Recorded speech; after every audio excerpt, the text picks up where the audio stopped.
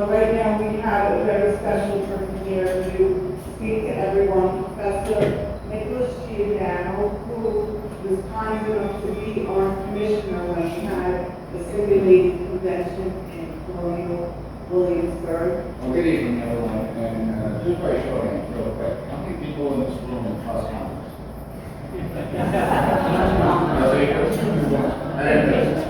When we look at it, I've been teaching political science for nearly 17, 18 years now. And one thing that I find astounding is the fact that it's nicer by a margin of 86% cannot pass a citizenship. Even worse, 90% of my students cannot distinguish the American Constitution from the Russian Constitution. So there's something fundamentally broken within our system. And over the last several decades, we've been watching the federal government usurp more and more power and authority from states and people. Now, they've done this through a variety of mechanisms, mainly through government grants when we're talking about states. They give the states money, and then they lock up the states and bully them into doing whatever they want. That's what we call extortion in the normal world, but it's legal extortion of that. When it comes to the people, well, we just stop teaching the Constitution. And so the people don't know it, they don't understand it. And if you don't know something, you can't really defend it. So witnessing the defects within the system now, it's not to say that the Constitution needs to be rewritten. It is to say that there are several things that have gotten out of whack when it comes to the separation of powers and checks and balances, and that's why the founding fathers thought it was essential to have Article 5, the bypass around Congress to do constitutional amendments. They didn't trust Congress either. Okay, they understood that governments, as they expand in power, they're going to abuse that power. And we've been witnessing the abuses that are worse. We just had a governor of New Mexico unilaterally declare that she was suspending the Second Amendment for 30 days. She has no authority, no jurisdiction to do this, but consequences be there. Now, thankfully, the courts did step in and ready to throw it out. But the fact is that she tried. Now, if we think back like 10 years ago, that would have been unheard of. And then the pandemic came. And the pandemic changed a lot. Yes. The government, the federal government, saw how much they could get away with. The state governors saw how much they could get away with. Instead of ruling through legislative bodies who were supposed to represent us, they did it through the group. They determined when we will leave our homes, when, where, and how we practice our faith. We must wear when we leave our homes. What businesses are essential? What businesses aren't essential? People that never held a real job in their life were determining what businesses are essential. They, even worse, they shut down schools in some cases for up to 2 years, destroying an entire generation that we're now seeing the results of. Then you factor in how governors like Kate Brown of Oregon actually encourage her residents to pull the cops on each other. They saw more than 6 people in each other's homes. Think about that. Like those are tactics you actually see in North Korea and Saddam Hussein's Iraq. And now you see them here in the United States. So something is fundamentally broken. Something has to happen. And that's where Article 5 Convention of States comes into play. We know Congress is not going to change their ways. We're watching them right now in front of us. Look at the budget debate that's going on. When Republicans do talk about cutting spending, it's not really cutting spending, it's just spending a little less money than Democrats. Our national debt is $33 trillion. We are spending $500 billion in interest alone on that debt. To put that in perspective, we spent $850 billion on the tax. And you can't even track that 35%. Amazing. Okay, but when you look at it, people aren't looking at the interest, but the interest is slated to jump up to $800 billion by 2025. It's going to be over $1 trillion by 2027. So we need fiscal restraints, and Congress isn't going to put it on. Why aren't they going to do it? Because by the time the House of Cards collapses when it comes to government spending, well, the average age of the senator is close to 70, and the average age of the House member is about 56 or 57. Most of them won't be able to vote this way. When we look at someone, anyone know who's running for re-election in California, decided she's putting her hat back in the race? Yes. Nancy Pelosi. Yes. Okay, spending over 40 years in Congress to make the situation better enough. You look at numerous politicians, they literally have spent a half century. I was talking to my students the other day, And we were talking about qualifications and experience and conflict. You have someone like President White, 50 years of government service. So I have a simple question. In 50 years of government service, name one significant accomplishment he's had. And they couldn't do it.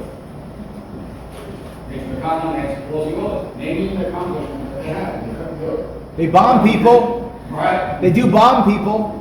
That they do. But when I'm looking at it, that's the amazing part.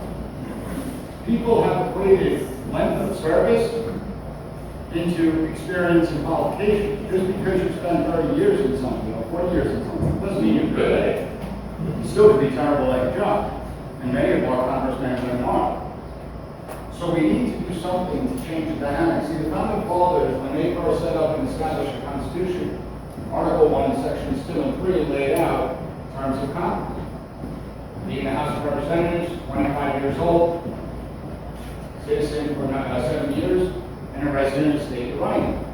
For a Senate, 30 years old, citizen for 9 years, and a resident of the state of Rhode. Back then, they had built-in term. It was called death. If you're lucky enough to get to the Senate at 30 years old in 1787, how many terms do you think you can serve? Okay, so if you want about 1 or 2 terms for the average, our founding fathers wanted a citizenship legislature, where the citizen legislature would be ordinary people from ordinary jobs that would go meet once a month, for a month, about every 2 years, in order to handle the people's business. And then they would go back to their regular lives. It wasn't paid positions. It was called public service for a reason. You are servants of the public. Well, now they think we're servants of them. And that's a big part of the problem. So, an Article 5 Convention of States can solve the problem with term limits. And if you look at Poland, 80% of the American people, regardless of political party affiliation, support the idea. When it comes to fiscal restraint. We all know what's going on. We all know this is unsustainable long term. We all know that Medicare, Social Security, the entitlement programs that we have that are separate from Medicare and Social Security, they keep on increasing in cost. We're not taking in enough revenue. We keep on increasing our national debt. We keep on printing money. We have high inflation, partly because of that, and energy prices. So we know Washington's not going to rein in the government spending. We know the states, many of them, are relying on government giving them money, federal. 25% of the state budget actually relies on federal dollars. And so Congress, they don't have to push through amendments to curtail their own powers. Why would they do that? And they're not going to have states ratify something that's going to curtail their powers. So it's up to the people. We have got the concept of federalism, where we have 2 levels of government, neither of which are created by the other, and both operate independently. Now, we're going to do federalism. Thanks. Now, we have 2 levels of government, one of which is wholly dependent on it. And in order to break free of that dependence, we need to bring in and rein in fiscal insanity that's going on in Washington, D.C. When we look at federal power and federal overreach, just look at regulatory bodies. Our legislative body will pass laws. But then the bureaucrats come in, and they're the ones that are going to interpret these laws any which way they see fit. Consequences will be bad. And it's what has led to growing power in the federal bureaucracy. If anyone has noticed, the federal bureaucracy is a little bit out of control right now, right? Targets political opposition, thinks that it can shut businesses down just for no reason. They don't like what you're doing, so we're going to tell you, we'll just order. Good luck getting lawyers and having to spend money on that and then bankrupt the business. We see so much red tape that it's almost impossible to start a business. Home Depot, one of the co-founders of Home Depot stated that if he wanted to start Home Depot today, he couldn't do it because of all the regulations that exist. Now, I mean, they want to now regulate coal and wood fired pizza. That's where we draw the line, especially in Staten Island. That's where we draw the line. Okay, it doesn't easy. But think of every aspect of our lives is now being regulated. For every law that's passed, there are dozens, hundreds of regulations that are part of that law that not even Congress intended. And yet, Congress doesn't use their power of oversight to bring it in. Instead, they wrote about No. Don't forget, it was under Republicans that saw the largest expansion of government in history with the Department of Homeland Security. And that really changed the dynamic. It used to be emergency management and Homeland Security rather than teaching. And so we really saw the dynamic change. We saw the federal apparatus get even more powerful, more used. Looking into every aspect of Americans' lives. The NSA, the Internet Capture Program, the prison, you have the United States Postal Service. So they deliver mail. There are postal inspectors who check and investigate mail codes that they do speculation. But how many people are aware of the ICON program that was in place for several years, where postal inspectors were monitoring social media channels, mailing posts and sending them to the Department of Homeland Security? Most aren't aware of it. How many are aware that last year, on 4 separate occasions, the federal courts came out and stated explicitly that the FBI broke the law by illegally accessing the NSA repository for information on Americans? 4 occasions. Most Americans are aware of that. So now we're making censorship that we see being built down, not only within government, but by academics. Where over $5 million of your taxpayer money has gone to the University of Wisconsin to build out a censorship program, where they can strategically identify information and correct it in the public domain. You have Howard Coker with the CDC that was forcing Twitter to censor tweets that she deemed contained, quote, unapproved opinions. I mean, think about that logically. A government bureaucrat saying that people have unapproved opinions. When the hell does government going to dictate what opinions are approved and which ones aren't? So we're in serious trouble now. And then a new poll came out today, an Annenberg survey, where 77% of Americans can only name one freedom in the First Amendment. Think about that logic. You have 33% of Americans that don't know we have three branches of government. Do you think they know we have an Article 5 Convention of States that we call? And when I teach this to my students, Article 5, it opens their eyes. Now, it's funny because I did participate in Williamsburg, Virginia, in the Register State simulation, and it was one of the best experiences I ever had. Why? Because I'm constantly getting pushback from people who are not political scientists. Not that political scientists are all that smart, but they say, well, what happens if we call a convention of states and we see a runaway convention and they rewrite the entire Constitution? We'll become communists. What? They'll make us all communists. Well, the thing is, we're seeing our Constitution be rewritten. Yeah. We're seeing it be thrown away, disregarded, because the Constitution is the only roadblock towards authoritarianism. And now, if nobody knows the Constitution, if the entire generation of youth is not taught about the Constitution, they're not going to defend it, right? You can't defend what you don't know. And that's what's going on in the United States.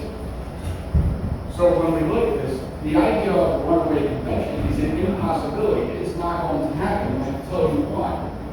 First of all, when you petition to hold a convention of states, it's a limited convention of states. You have to state the reason. You need 34 out of 50 states to approve a petition to start a convention. We think it's easy to get 34 out of 50 states to agree on one. So now let's say we actually have the convention.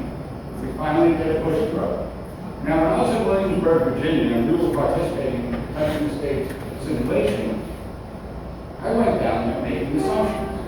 Of course, when you make assumptions, you can make nasty stuff like I did. And I'm thinking, all right, most of the participants there, they gotta be Republican, they're mostly gonna be conservative.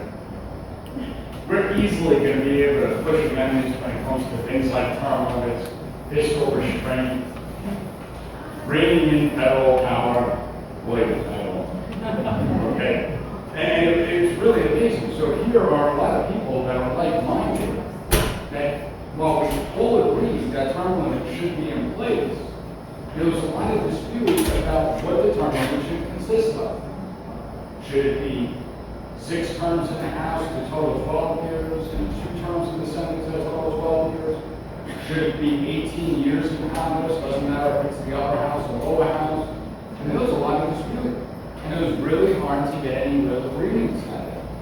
And it really started to open my eyes. Something as simple as term limits that everyone could agree on.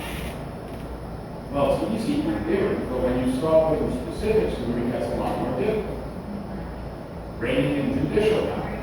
That also wasn't there. There was no right or wrong answer. There was universal agreement that we should hold to 9 Supreme Court justices. Everyone agreed on it. But how do we make sure that the Supreme Court of the United States makes rulings based on the original intent of the Constitution, based on the letters of the founding fathers, based on the original documents of the United States? Well, there's a lot of disagreement on it. Because if we force the Supreme Court into one area, well, that impacts on another. When it came to federal lands, okay, we have federal lands now, and in New York State, it's not as big an issue as it is in the West. But there are some states where the federal government controls 80% of the land in those states.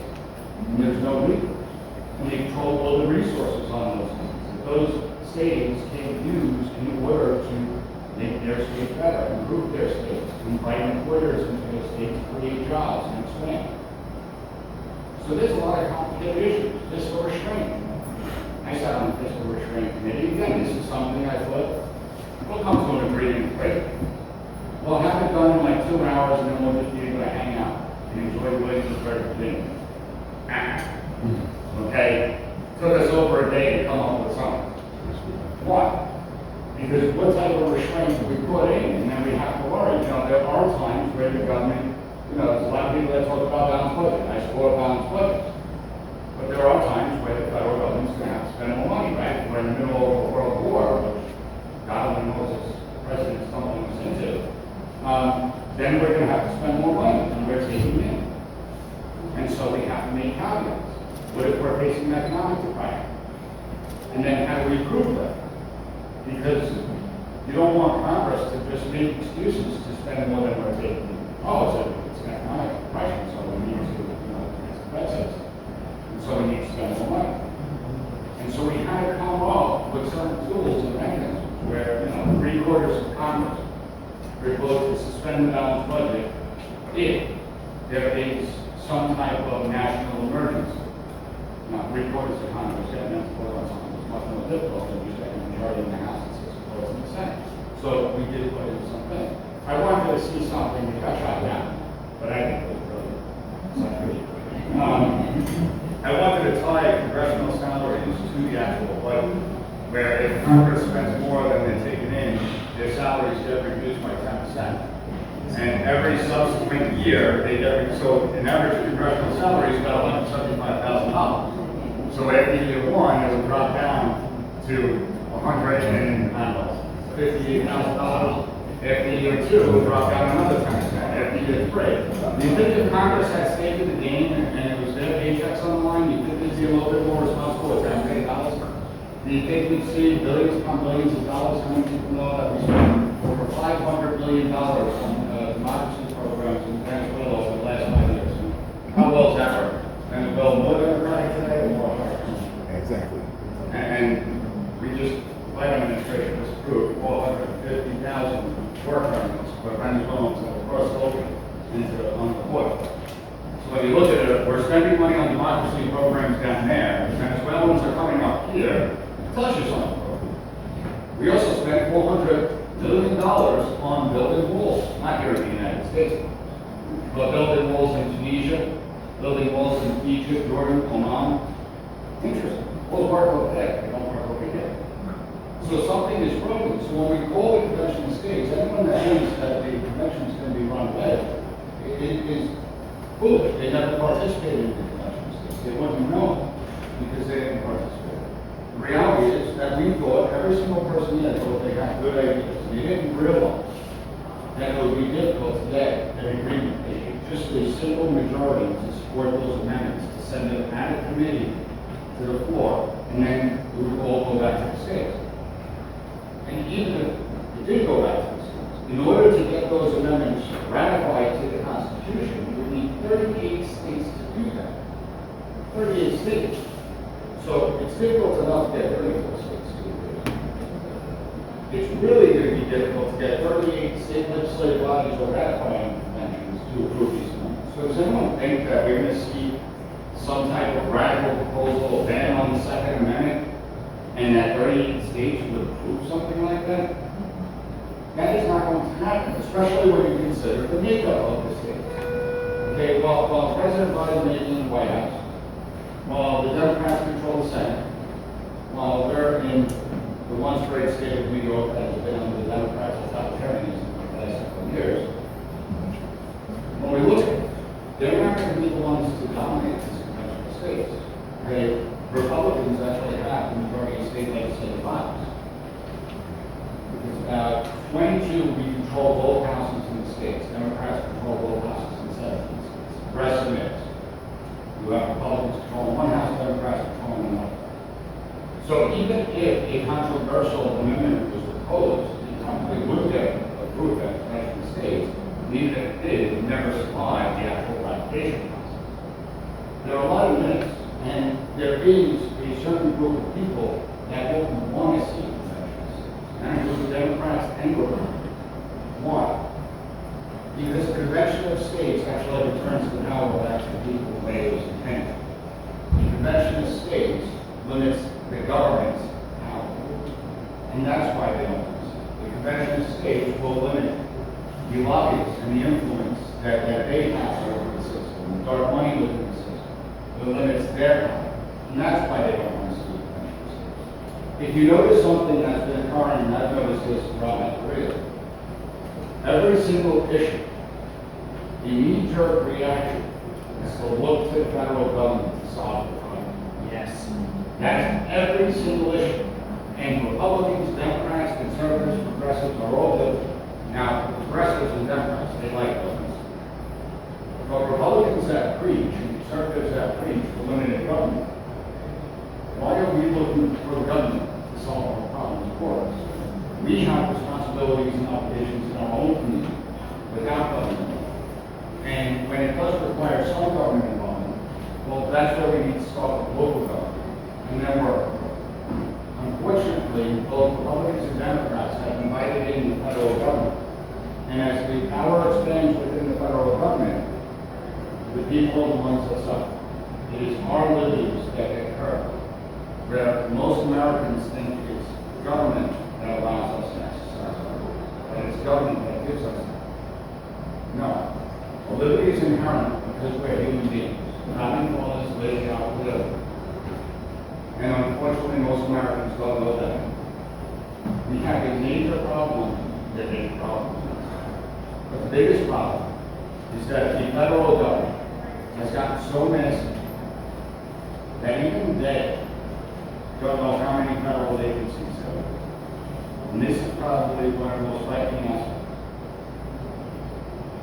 You would think, in the age of Google, they can just go on a search engine and type in how many federal entities exist. And I would get a number that pops out. Here's how many, well, there's 50 cabinet members, so we say no that.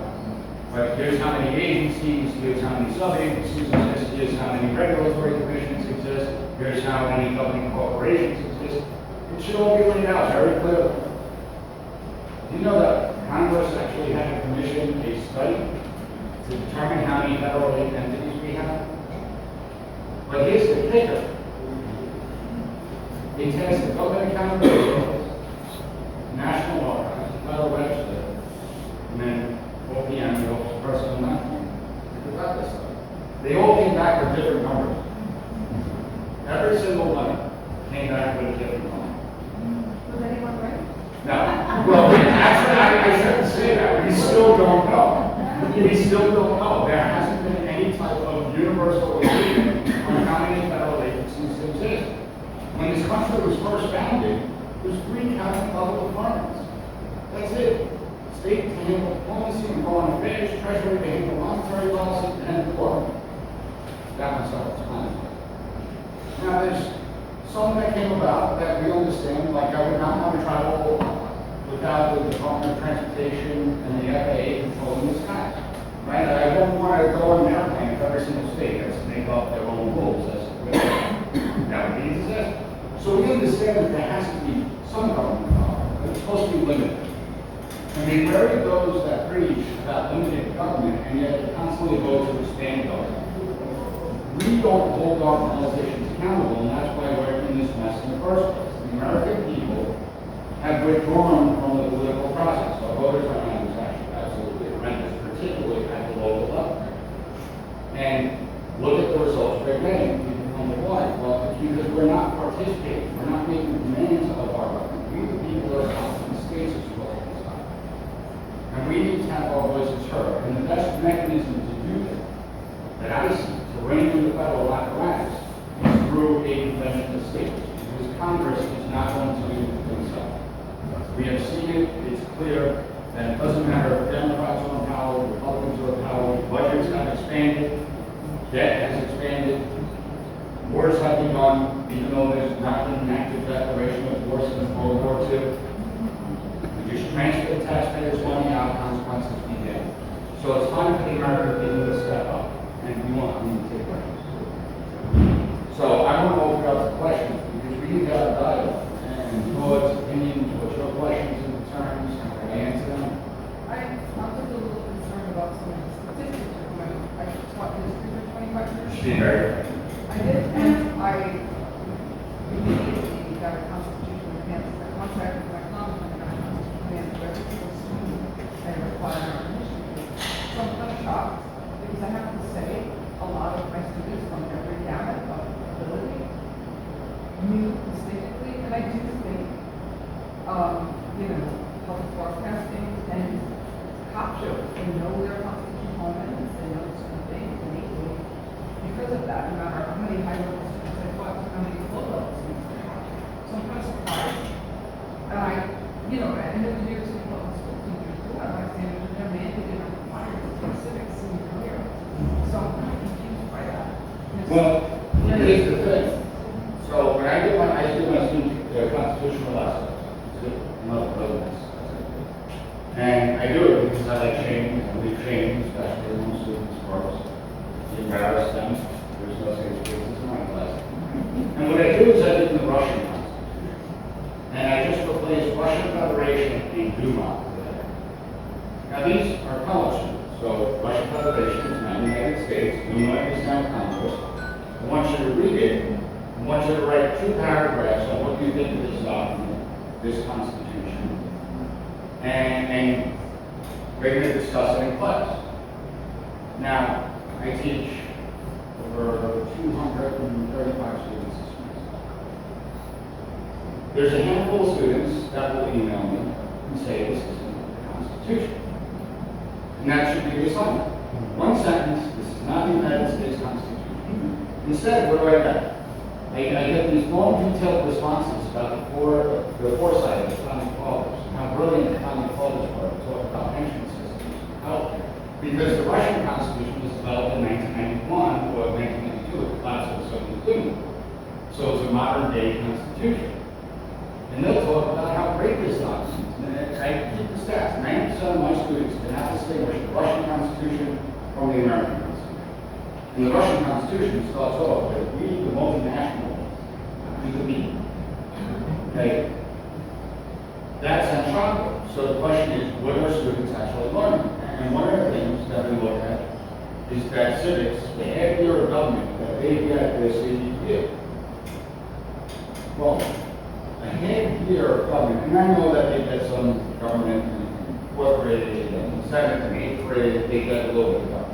But a half year is not enough. They get a year and a half in high school, a year of American history and a semester in year. So I'm kind of confused. Why not read? Right, well, they're doing global studies and everything. By the time they get to my class, they should be able to almost recite the Constitution. To be called American history, they don't teach civics. And here's the problem. I taught American history and I taught civics, so that's why, and I taught the Constitution. Well, we do, well, we have college survey. Yeah, I'm a New York City public school teacher and I teach history and government, and I teach But here's the problem. Constitution.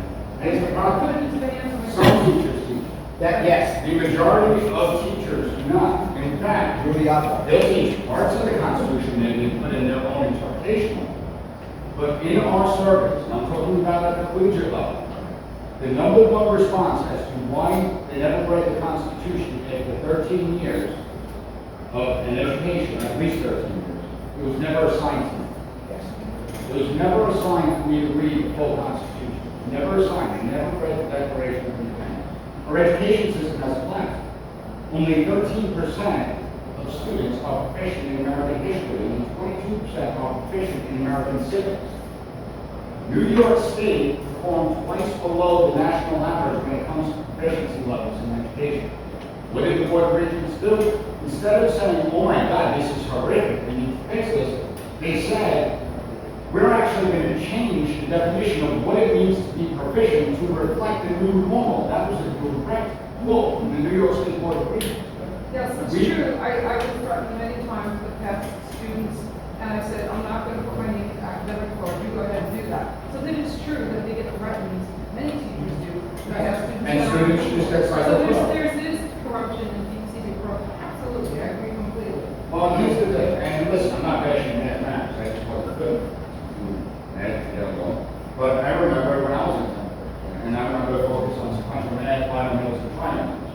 This has always confused me as a teacher and as a student. So when I'm learning about binomials and trinomials, I struggle to grow. I finally did just get binomials. Since 10th grade mathematics, how many binomials or trinomials have I encountered? None. Zero. Yes. They're not a single. You put a odd one to what I don't give it. Like my kid's in 8th grade, he's doing algebra now. I'm like, buddy, you're on your own. And that looks like just a foreign language. Yet we encounter government every single day, whether we're students in the classroom, teachers in the classroom, no matter what education system you're going through, you have to get accredited by accrediting institutions who have acknowledgments by the states. The states run the education systems in the local governments too. If you want to get a job, occupations are regulated by the government, in a lot of cases you have to get licensed by the government. You want to open a business, you have to deal with the levels of government.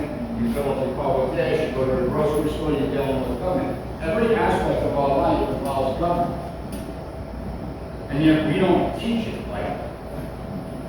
Why isn't it a required course separated out from history? Because politics and government is different actually from history. They did that.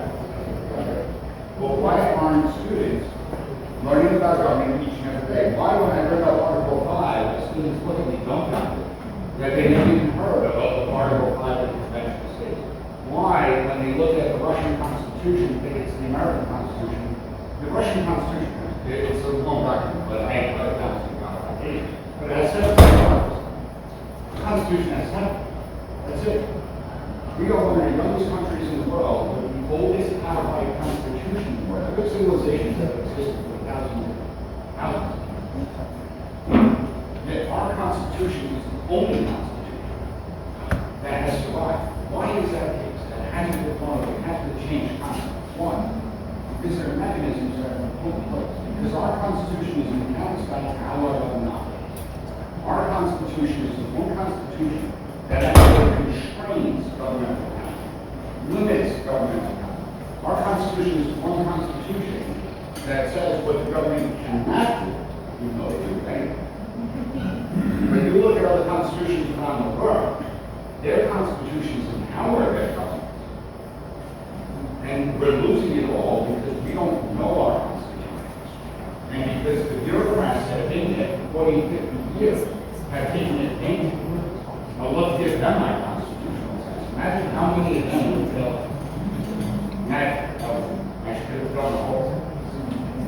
How long has COS existed? And have there been any states that have gone into that point of passing to others? Yeah, there are many states that have actually passed veteran states. Let's see exactly. It passed in 19. Yeah, it passed in 19. And it's been around for 10 years. These separate amendments, or we could be combined into one? No, they would serve as 3 separate amendments. And it doesn't mean that these would be the veteran states that gets proposed. When you're limited to veteran states, you may only get permanent, and I'm talking about very limited permanent, or you may only get fiscal restraint rules, very limited.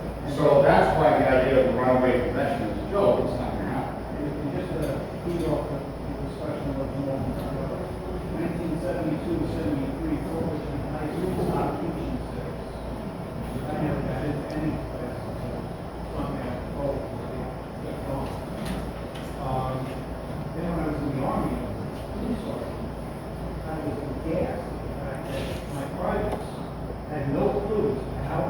government work. Now then take time, we ask them to leave, we have a whole list of these are all people that signed up for the military.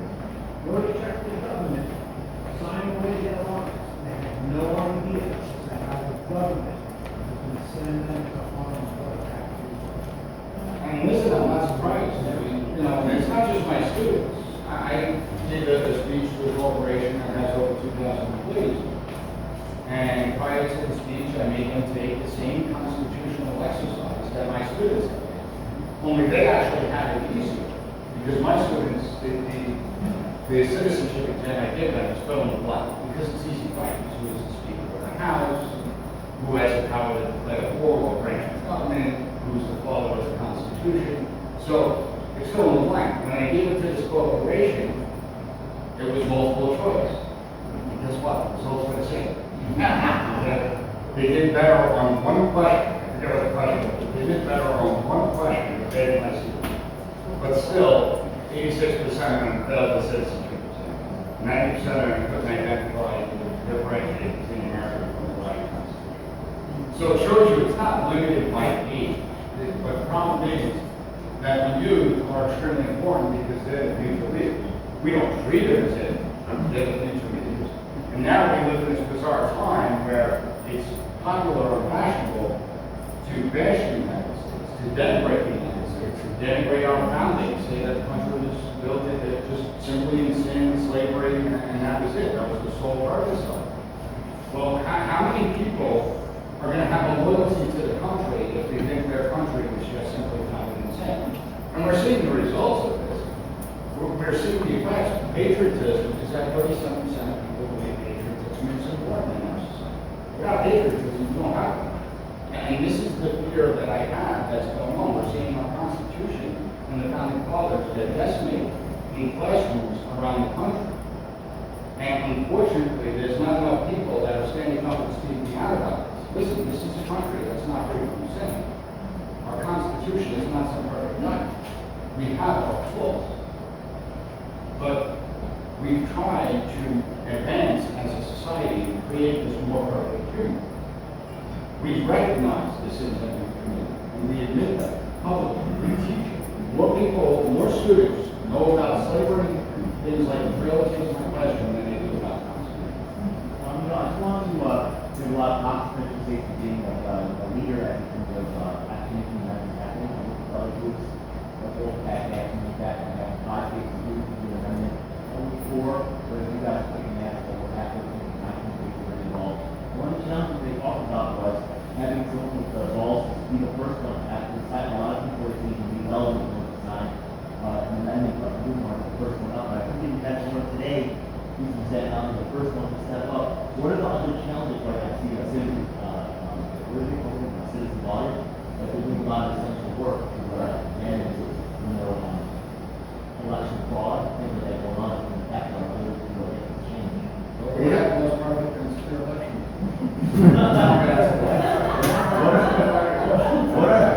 What are the main things? Like, I'm really excited to be part of your team and really not on this gap and what from there. What is the number one thing holding you back? You guys are really breaking ground for someone who was be the first one there. Big pop that a lot of people struggle with that.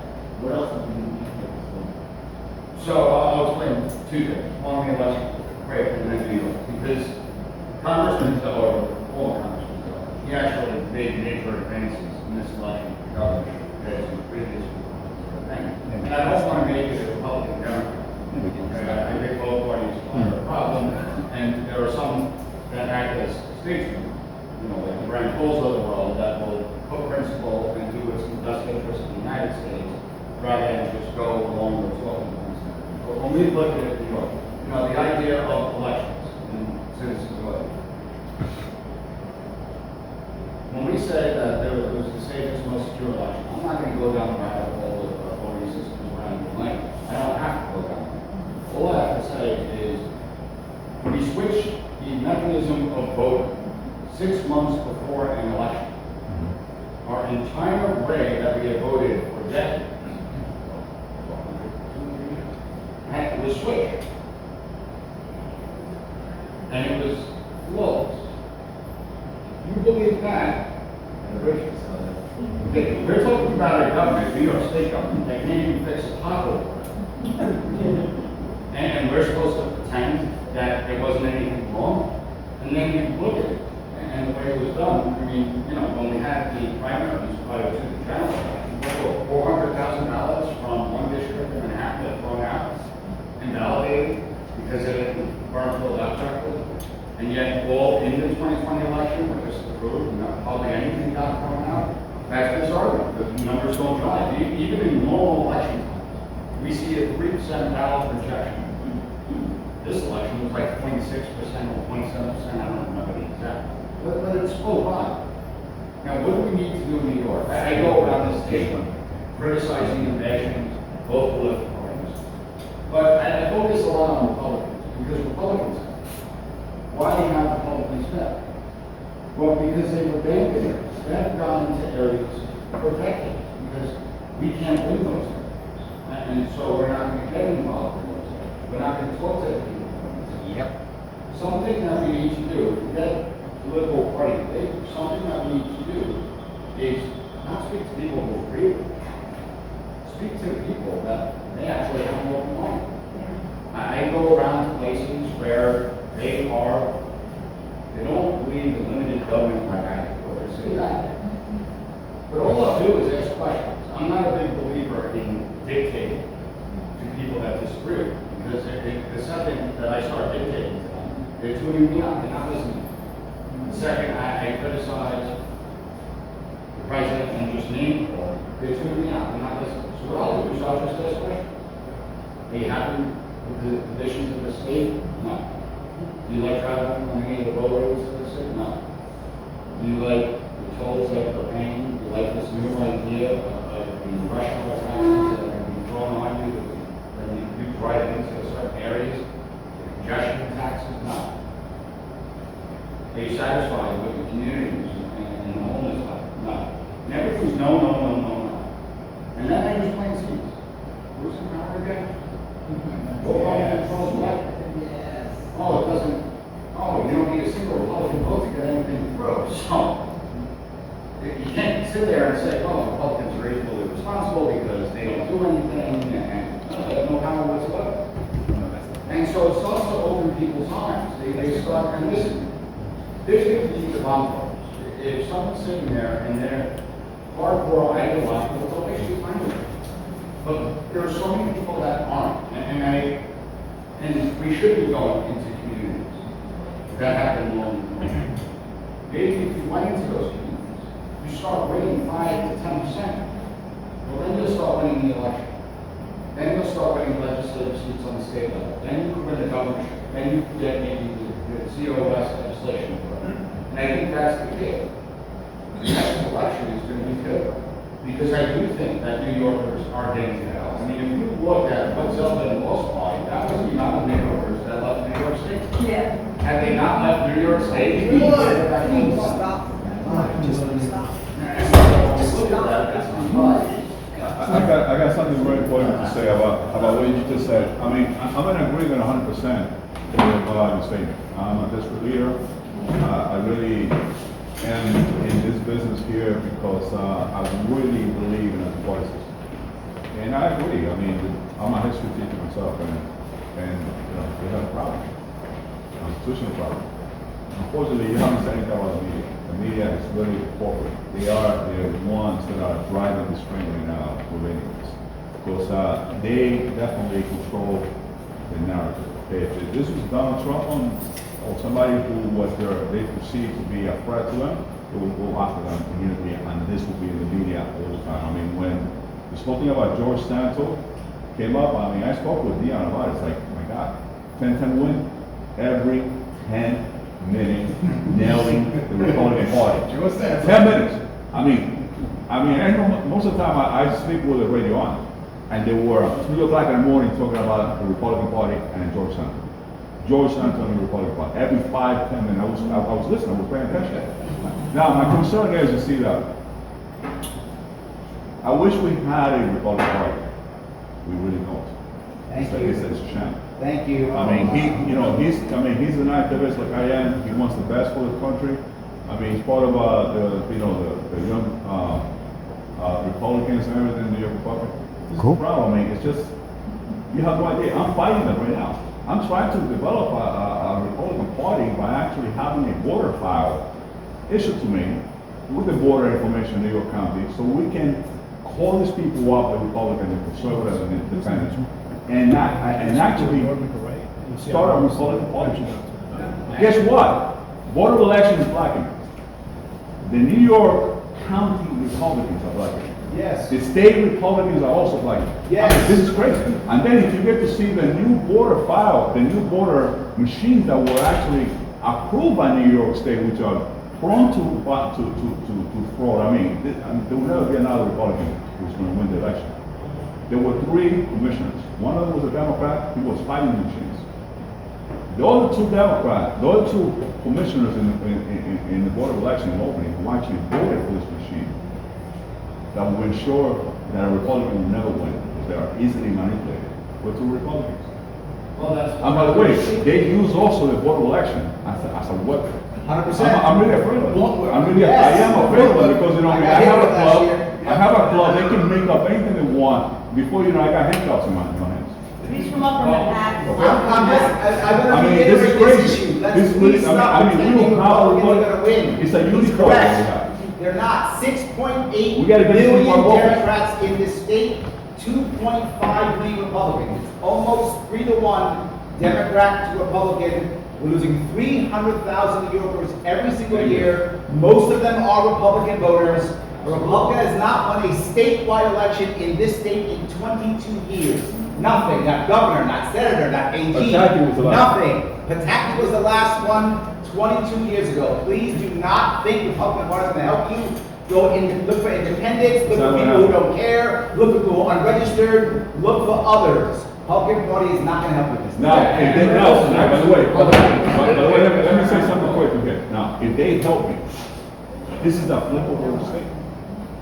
This state can be flipped, but I can't do it by myself. I'm not Merlin the sorcerer, and I'm not a magician either. But if I get help from the New York County Republican Party, we can flip. I'll tell you why we can flip, because we have a lot of conservative people. We can do it. It's not hard. You have 6 media companies control 94% of the media. 6 months. That's it.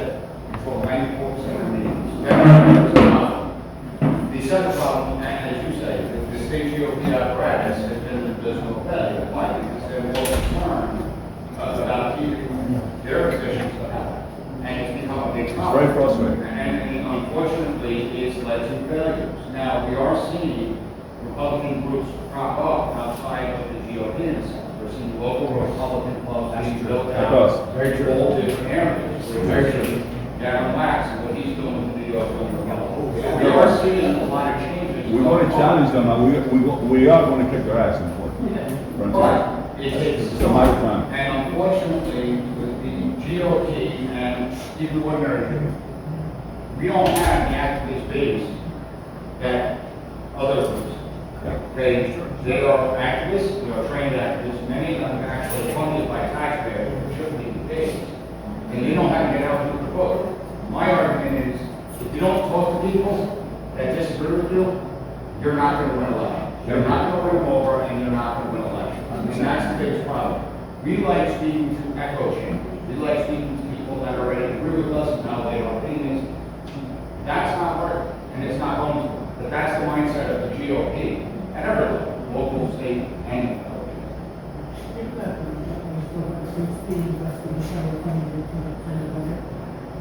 Then got amended that they have to push through the resolution that was said they're going to lose the funds. It doesn't make more sense to get tournaments in and then have the new Congress put that in the resolution. Have these states that get all the money after the funds. Well, again, when you petition to have a convention for a limited scope on these 3 topics, there is agreement with states that the federal government does need to cut spending. The way you said it's going to cut grants that are going to the states. Yeah. It's balanced budgets another way. The states know that the budget is cut. Correct. But when you look at it, most people are unaware. I mean, it's New York State, so it's a little different. There are many state legislative bodies that are actually unpaid positions in other states. You get stipend for their service, they only meet once every other year. So you're talking about other states, they see the money flows. In New York State, how would that go down? I can't answer that question. But yeah, it's a problem, and it's going to be difficult and freedom. But if you have a limited convention, perhaps you'll find agreement on fiscal restraint. And if there is no agreement, if there is no amendment that can go back to the states, then so be it. At least we'll get term limits made. At least we'll limit jurisdiction. I think we're having a fiscal restraint beyond the headline budget, right? And then in filing the terms of all the blue people and the restrictions being like you said, expected to be all public. That's how Democrats see it. All the right, crazy, all the things. No, that's great. None of us are that either, not a bunch of solve it.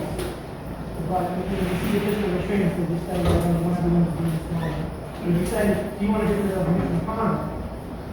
As much as we want to get rid of Chuck Schumer, then you're not going to be. But the structure of the restraints, part of it is that after on the Congress, it's not mainstream. Well, actually, you'd be surprised at the polling when it comes to federal spending. The polling shows that the majority of both Democrats and Republicans actually support raising the federal spending. Now, when you get to the vote program, but when you get it, well, I mean, Republicans are also going to come and they say spend more on this, and there's a lot of ways. But when you see the polling, there's actually agreement that the federal government needs to be raised anyway. And that's one of the beauties. It's supposed to be party lines. And obviously, if you start attacking Social Security and Medicare, that's going to be the most controversial. That's not going to be good. There was spoke about it in the simulation, and there wasn't many Republicans that had to stomach for this book that you do need to tackle those programs, but we're talking about a limited scope here. Remember, states have to operate within a balanced budget. Doesn't mean at the end of the year it's going to be that. But every year, the state has to pass a balanced budget. That's constitutional law. It's in every state constitution. Why should the federal government be any different? Again, unless it's an emergency, which then we understand. So I think there would be something. Now, if you came to a universal agreement at the convention when it goes back, that's a different story, but that proves the point. They don't have to worry about a runaway convention. I have a question and form of question. How do you feel about the concept of student government and what you did being part of the curriculum? Student government is essential. I mean, when we look at student government runs a lot of things on college campuses, and we look at student government, it's perfect outreach to try and inform the student body of the different mechanisms that exist. But part of the problem is that in certain campuses, not all, yes, most college campuses have requirements, okay? But there are a lot of them. Go to the community colleges. Community colleges are not radical, like the 48 university system. You go to the community colleges, the student body is actually reflective of our country as a whole. 40% being Republican conservative, 40% being Democrat progressive, 20% have very insane, have no idea what's going on, and how these people like everyone. But start there to start recruiting people to join forces. It's actually a good idea.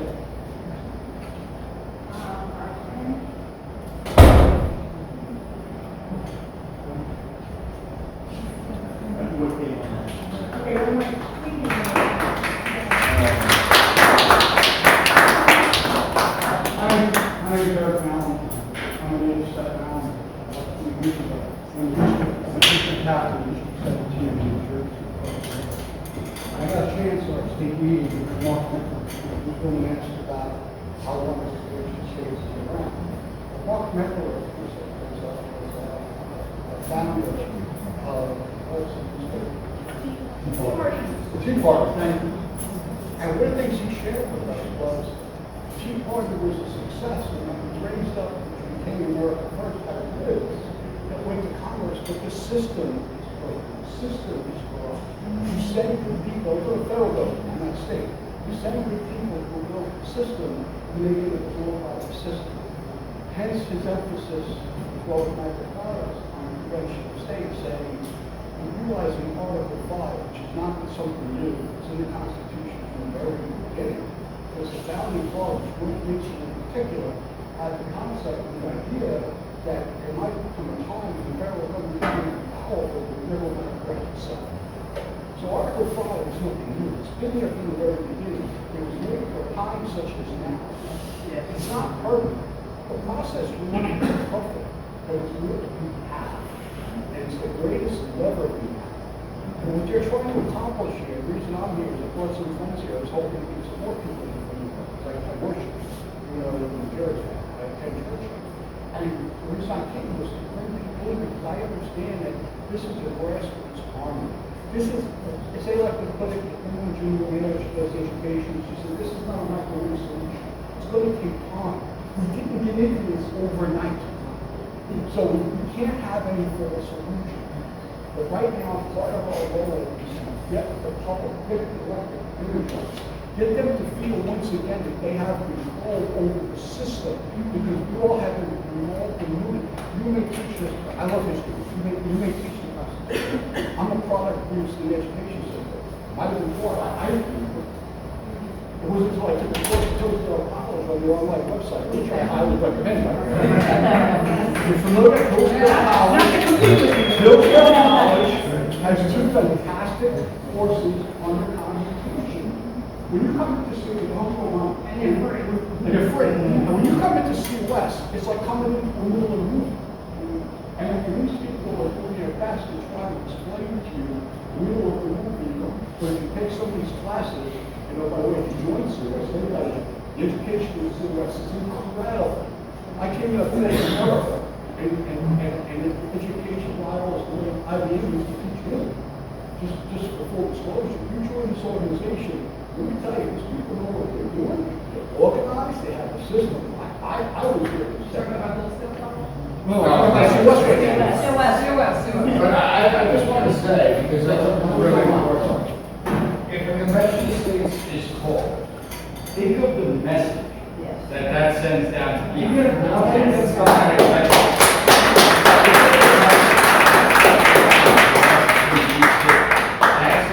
every member of Congress that we are working to take the country back. And I think just then, the convention held, even if no amendments get through, I think that alone would be a success in and of itself, and that we can build on. I just want to reiterate exactly that. Right, Thunder, I think this is great because even if nothing comes from it at the end, the fact that we're moving, what people who are in charge care about is not us, but they care about their own power. And if they feel like their power is being in any way threatened, they'll act. They'll do something in some way to save their own power, probably help you in the long run by mistake, but just keep your own power. So that's why I'm on board. Yeah. Because the state wants its power back. That's leveraging the state to take power back. The federal government did not create the state. The states created the federal government. And that's the beauty is you're acting at not a local level, but you're acting at people's best interest is to take that power back. So I know that this is the best part when we all get to talk. So I have to cut that off. I apologize. But someone must have been the bad guy and I took the short straw. But I just wanted to say thank you. My name is Amy Shaw. I'm the regional director for Convention of States, so I work directly with them. But none of this would have happened without the New York team grassroots army here.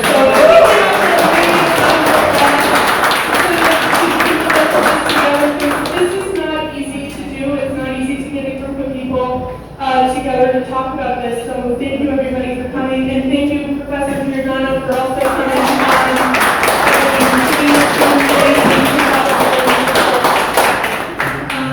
Hello everyone and thank you for joining us. This is No Soundbites Allowed. I'm your host Michael Voss and I want to have a quick conversation with Professor Nicholas Giordano. He was giving the speech here today in Staten Island about the Convention of States. He's had a lot to say. I hope you found it very interesting. You're a professor. What do you teach? Political science, American government and world politics. Okay. Can you mention the school or is that? No, I can't. Suffolk Community College. Okay.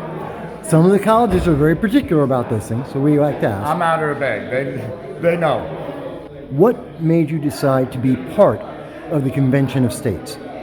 I think the Convention of States it's a wonderful organization, and the reality is that we have Article 5 of the United States Constitution that discusses the two ways to get a constitutional amendment through. Most people know the congressional, but most people don't know that there's power that the states have to host their own constitutional amendment process, and that's where we get the Convention of States. I mean, we've seen this be fundamentally flawed in the United States. Congress is broken, DC is broken, and so the states need to take back power. It's not a Republican or a Democrat thing. It rises above the party politics, and that's why it's necessary to hold the Convention of States to talk about the idea of term limits and fiscal responsibility and limiting federal power and jurisdiction over the states. Let me ask you, when you speak to your students, I imagine this comes up in some of the conversations. When you speak to them about this, what's the primary response that you normally hear? Most of them are completely unaware that you could have a convention of states to propose constitutional amendments. They never heard of it before, they don't understand it, and it's because they've never been taught. Okay? The majority of students throughout the United States have never even read the Constitution. Even though they may have taken a civics class in a K-12 system, they don't understand the Constitution. And that's part of why we're here today, is because the reason the federal government has grown so powerful, the reason that we're seeing the abuses of power and the institutional breakdowns and the usurping of our liberties is because they don't know their rights and they don't know the Constitution. And you can't defend what you don't know. That's a very good point. A salient point, especially with all the conflict and turmoil in the world right now. America not being purposive can be a definite problem, I can imagine.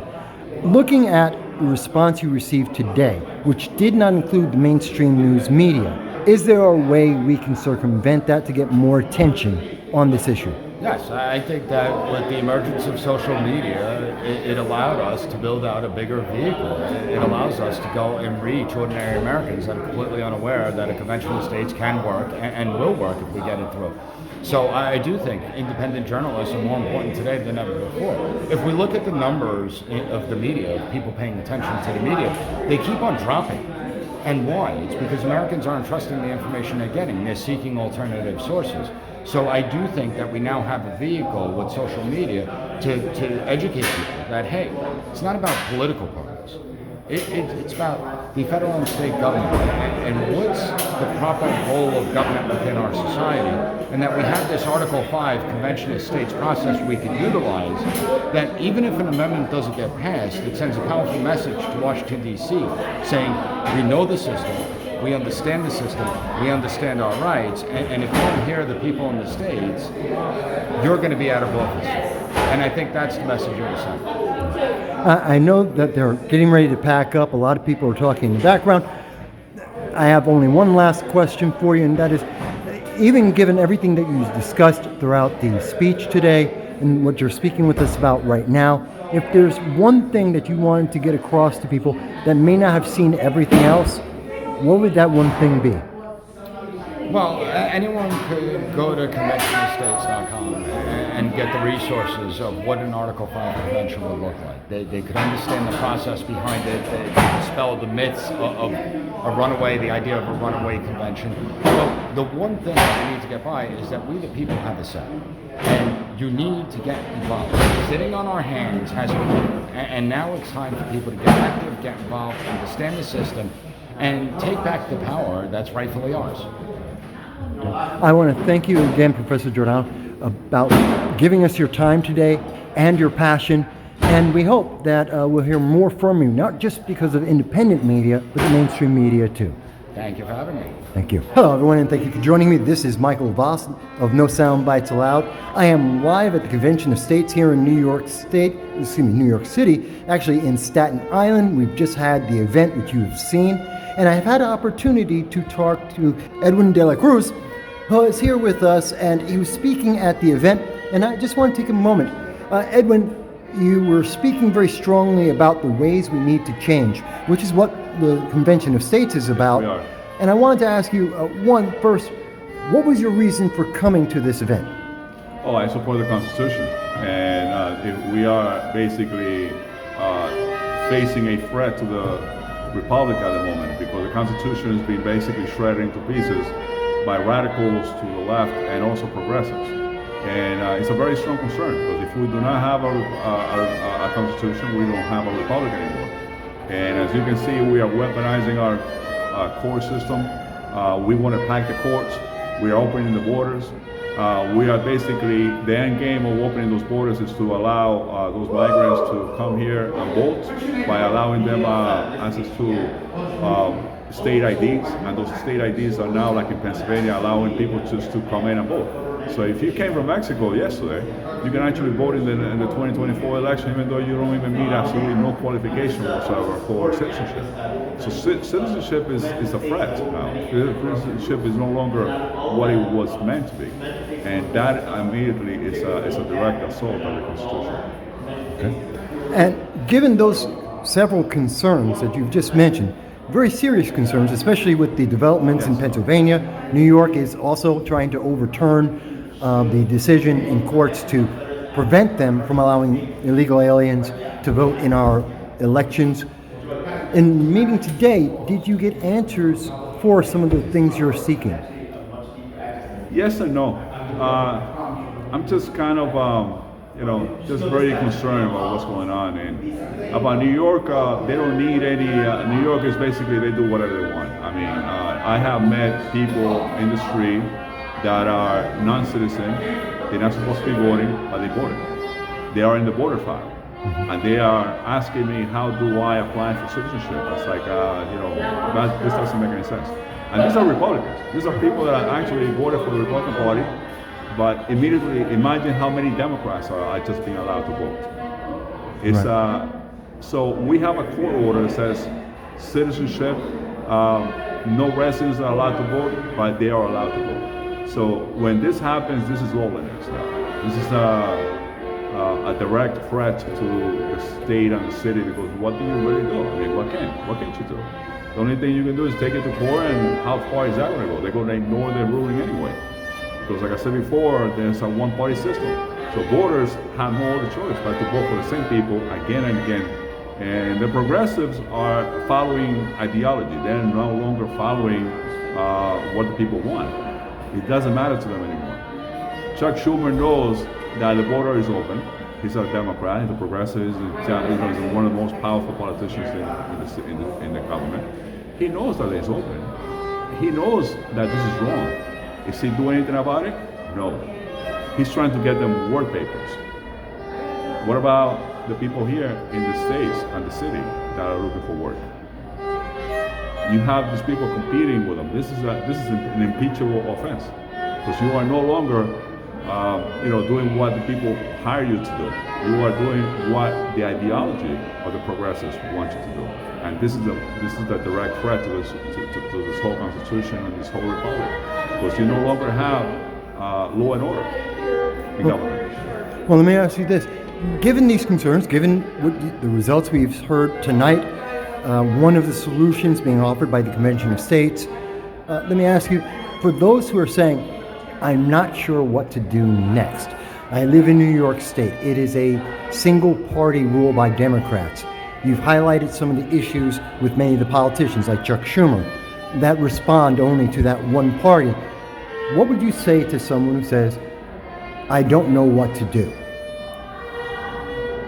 I have a lot of moderate Democrats who are in the same position as Republicans. They are very concerned about what is happening right now.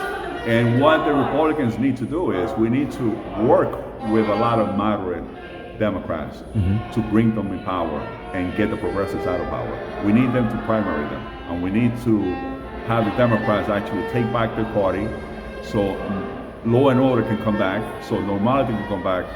And we also need to build a Republican Party. Because it's very nice to have a two-single party where people can actually compete with ideology, and people can choose.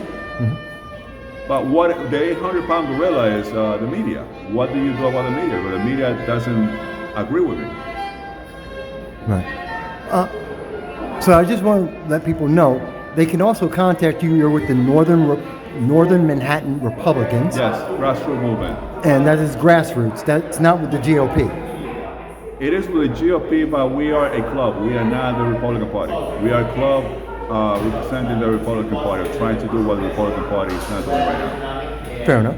And okay, and so I'll make sure to include that in the description so people will be able to see that. They can reach me at Edwin nycrepublicans.org. That is my email. I thank you for that, and I thank you for taking a moment to speak with me So today. thank you for what you're doing. I mean, this is amazing. You're my hero tonight. Hello, everyone. Thank you for being here with me. This is Michael Voss, Dragon of the Southern Tier in New York. I'm in Staten Island, and I am with the States. I'm with Haley Shaw. She's with us today about the Convention of States. We just heard the event, and I just wanted to ask a couple of quick questions. I know when we had spoken with Mark Meckler previously, he had stated that he had hoped by 2025 we may actually have a Convention of States. Do you believe that's still possible generally around that time frame? I would like to think so. I think some states are adopting it a little slower than we had anticipated. So 2025, that might be a stretch at this point. Maybe 26, 27 might be a little bit more realistic. Okay, so, but not in the far No, distance. I don't think so. I think we've had sort of a setback this year. I wouldn't say setback, but we had some states that we thought would really pass this year, and it was a struggle. I think coming into the next year, in 2024, we've got a handful of states that I think will finally pass it, one of them being North Carolina. I think we have a real good chance in Idaho and Iowa as well. So I think if we can start to get those states on board and get more excitement around that, I think that really helps bring in more states to pass the Article 5. Absolutely. Let me ask, do you know, are there any members, elected officials, or those seeking election that have endorsed and adopted the Convention of States and are either talking about it in their campaigns or willing to talk about it in their campaigns? We have two on the presidential campaign right now that have fully endorsed Convention of States, and that's Governor Ron DeSantis. He's been a long supporter, and Vivek Ramaswamy has been as well. We actually have a project going on called Project POTUS, where we're getting our volunteers and our grassroots activists out to talk to the presidential candidates and get them on record and asking them, do they support a Convention of States? And so far, those are the only two that have definitely said so. Chris Christie has been against it. Mike Pence has been on the fence, and same with Nikki Haley. So, and we still are trying to find Robert Kennedy, because we'd love to know where he stands on that as well. Well, you know, it's something that you're getting answers, Yes. whether it's for and against, and especially when one's for, Yes. so people get to understand this isn't something esoteric. It's No. very real and Yep. very much in modern politics. For those who are looking, I know it's been said before a little bit about Hillsdale College, about actually the Convention of States, about learning more about this. Is there anything else that you would say to someone who's right now, they've heard the speech, they've seen a few of the comments that people have made to me about this, how would they maybe make that next step? Is it go to a politician, or is it something else? I mean, the first thing to do is sign the petition. So if you've not signed the petition and you believe that this is an important and necessary thing to do, please sign the petition and encourage other people to as well. Go to the Convention of States website and consider volunteering. If you're not so sure, we have a bunch of webinars and informational sessions that you can listen to better understand if it's something you want to volunteer with. But if anything, talk about it. So sign the petition and talk about it with other people. Send them to the website to learn about it as well. Okay. And is there any final thought you would have that hasn't been covered either today in the speech or that I've been speaking with you about right now?